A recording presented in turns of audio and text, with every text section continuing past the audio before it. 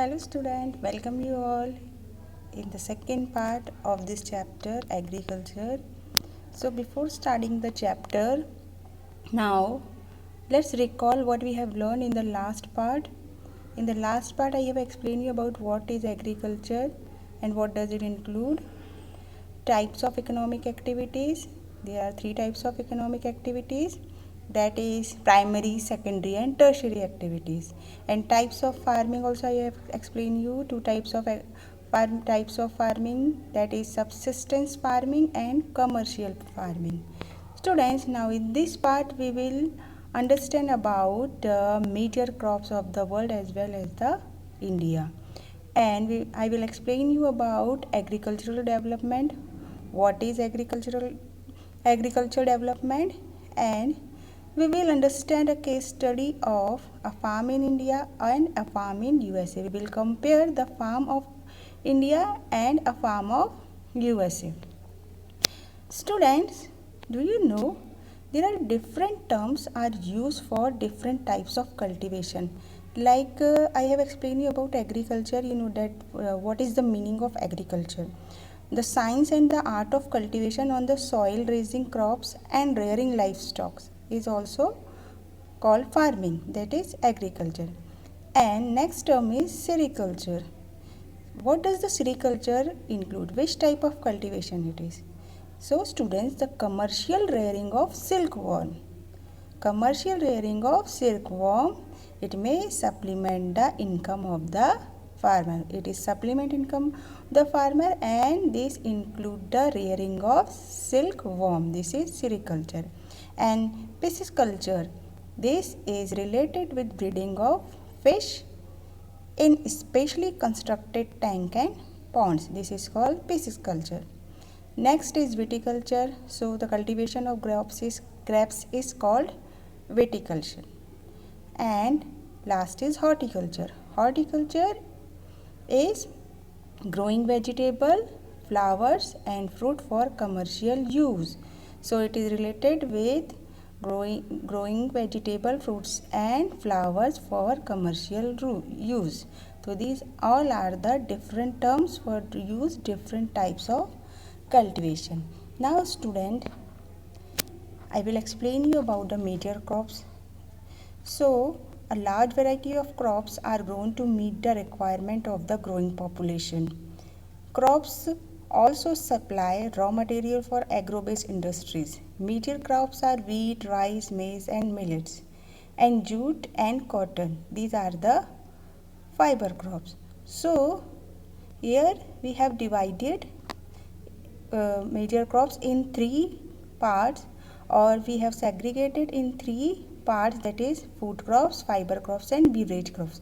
Food crops include rice, wheat, millets, maize, and fiber crops include jute and cotton, and beverage crops tea and coffee. So let's start from the rice. Student, rice is the major food crops of the world. It is staple diet of tropical and subtropical region. Rice needs high temperature, high humidity and rainfall. It grows best in alluvial clay soil which can retain water. So rice, what is the requirement of rice? For cultivation, it needs high temperature, high humidity and rainfall, and it grows in the best alluvial clay soil.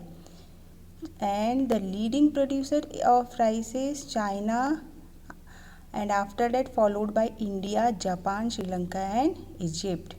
In favorable climatic condition as in West Bengal and Bangladesh, 2 to 3 crops a year are grown. Now let's talk about the wheat. So wheat requires moderate temperature and rainfall during growing season and bright sunshine. At the time of harvest, it thrives best in well-drained loamy soil. It requires loamy soil. Wheat is grown extensively in USA, Canada, Argentina, Russia, Ukraine, Australia and India. In India, it is grown in winter. Our next food crops is millets. They are also known as the coarse grain, and can be grown on less fertile and sandy soil. It can be grown in sandy soil also and less fertile soil. It is a hardy crops that needs low rainfall and high to moderate temperature and adequate rainfall. Jawar, bajra and ragi are grown in India. Other countries are Nigeria, China and Niger. Our next food crops is maize. So maize requires moderate temperature and rainfall and lots of sunshine. It needs well-drained fertile soil. Maize is grown in North America, Brazil, China, Russia, Canada, India and Mexico. Now our next category is fiber crops. So in fiber crops we will talk about the cotton. So cotton requires black and olive oil soil, and cotton also require high temperature, light rainfall, 2 to 10 frost-free days and bright sunshine for its growth. It grows best on where it require best black and olive oil soil. China, USA, India, Pakistan, Brazil and Egypt are the leading producers of cotton. It is one of the main raw material for the cotton textile industry. Now students, jute. Jute is also known as golden fiber. It grows well on olive oil soil and requires high temperature, heavy rainfall and humid climate. This crop is grown in the tropical areas and these crops is grown in tropical areas. India and Bangladesh are the leading producers of jute. Now next category, let's move on next category, that is beverage crops. Let's talk about the coffee. Coffee requires warm and wet climate and well drained loamy soil. Hill slopes are more suitable for growth of these crops. Brazil is the leading producer, followed by Colombia and India. Next beverage crops is tea. Tea is a beverage crops grown on plantation. This require cool climate and well distributed high rainfall throughout the year. For the growth of its tender leaves, it needs well-drained loamy soils and gentle slopes. Labor in large number is required to pick the leaves. Kenya, India, China, Sri Lanka produce the best quality tea in the world. Students, now let's understand what is agriculture development. Agricultural development refers to efforts made to increase farm production in order to meet the growing demands of increasing population. And this can be achieved in many ways, such as increasing the area to be cultivated by improving irrigation, use of manure and fertilizer, soil testing and improving it by chemical action so as to make it fertile, and imparting knowledge to the farmer about new technological developments and hybrid seeds. Better and calculate use of insecticides and pesticides to prevent loss of crops. Provision of proper storage and transportation system. Use of machinery at various stages of agriculture production. So agriculture has improved in different parts of the world. All countries have been making efforts to imbibe with latest technology so as to increase farm production to meet the higher food demand. India has been a major food producer, but the rate of increase in population has been very high. India had to resort to seek aid from foreign countries repeatedly in the 50s. More so due to irregular rainfall, droughts, floods, lots of crops were lost. To solve the food problem in the mid-60s, the government of India started Green Revolution. So this was about the agricultural development or agriculture development. Now we will compare a farm in India and a farm of USA. If we talk about the Indian farm, so the size of an average land holding in India is just 2 hectares. Is just 2 hectares. They also use the high yielding varieties seeds. The land is fertile and at least 2 crops in a year can be grown, which are mainly wheat, rice, and pulses. The government agriculture officer, villagers, and family give advice and help the farmer in various farm activities. Usually, farmers in India use conventional methods of farming.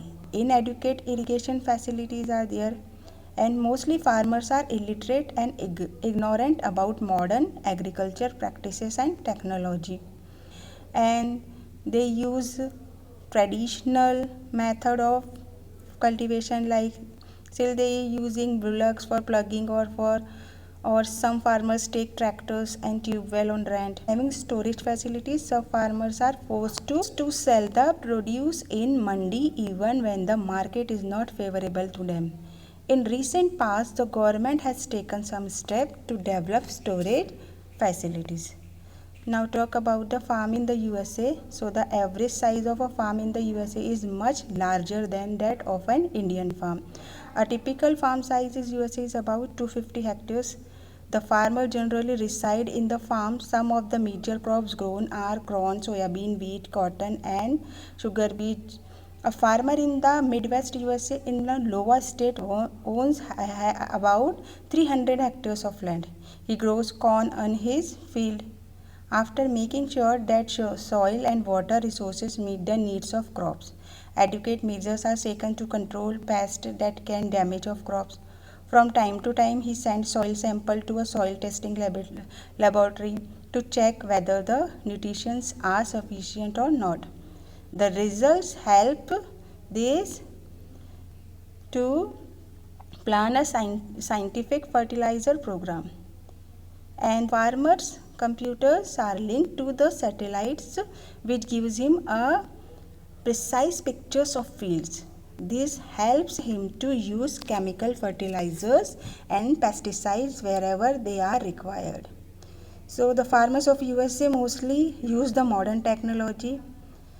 Grains are stored in the automated grain storage or dispatched to the market agency. The farmer in USA works like a businessman and not like a peasant farmer. So students, this was about the comparison. Now there are some interesting facts I am reading here. Student, do you know over 263 millions of farmers and farm laborers engage in agriculture in India? It is the country's biggest private enterprise. India has second rank in the world in agriculture production. India's world rank in service and industry sector is 9th and 5th respectively. Indian agriculture is with horticulture and animal husbandry contributing to over 60% of India's agriculture GDP. India is the largest milk producer, second largest in the vegetable and fruits, third in the fish production, fourth largest in the egg, and fifth in poultry production in the world. In India, there are mainly 3 seasons of agriculture: Kharif, Rabi, and Zaid. The main food grains of India is rice. India ranks second worldwide in rice production. West Bengal is the top state in the rice production, followed by Uttar Pradesh, Andhra Pradesh, Punjab, and Bihar. Yield-wise, Tamil Nadu rank first in the rice production. Central Rice Research Institute is located in Cuttack, Odisha. India is the second most tea producing country, and in India, Assam is the most tea producing state. Karnataka is the highest coffee producing state. So students, this was about after agriculture. I hope you have understood very well. Now it's time to say goodbye. So thank you for watching my video. Take care. Goodbye.